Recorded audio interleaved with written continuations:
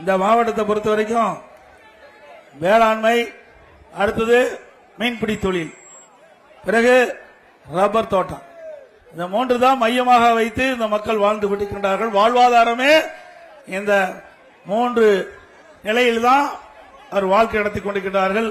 அனைத்து இந்திய அண்ணா திராவிட முன்னேற்ற கழக ஆட்சிக்கின்ற பொழுது விவசாயத்திற்கு முன்னுரிமை கொடுத்த அரசாங்கம் அதிமுக அரசாங்கம். இன்னும் சொல்ல போனா நான் ஒரு விவசாயியாக இன்று வரை இருந்து கொண்டிருக்கின்றேன். விவசாயம் என்பது கடினமான பணி. இரவென்று பகலென்று பாராமல் ரத்தத்தை வீரவியாக மண்ணிலே சிந்து உழைக்கின்ற விவசாயி, விவசாயி தொழிலாளி, நாட்டுக்கு உணவளிக்கின்றவர் விவசாயி.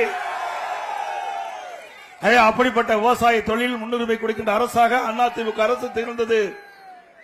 அடுத்து மீன்பிடி தொழில், அது சாதாரண தொழில் அல்ல. அந்த மீன்பிடி தொழிலில் ஈடுபட்டுகிறவர்கள் கடலில் ஆழ்கடலிலே மீன் பிடித்து வீடு திரும்பினால்தான் அவர் நிச்சயம். அப்படிப்பட்ட ஆபத்தான தொழிலில் ஈடுபடுகின்றவர் இந்த மீன்பிடி தொழில் ஈடுபட்டுகின்ற மீனவர் நண்பர்கள்.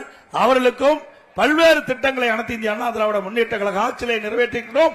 பல்வேறு திட்டங்கள் கொடுப்பதற்கு அதிமுக அறிவிப்பிலே வெளியிட்டிருக்கின்றோம்.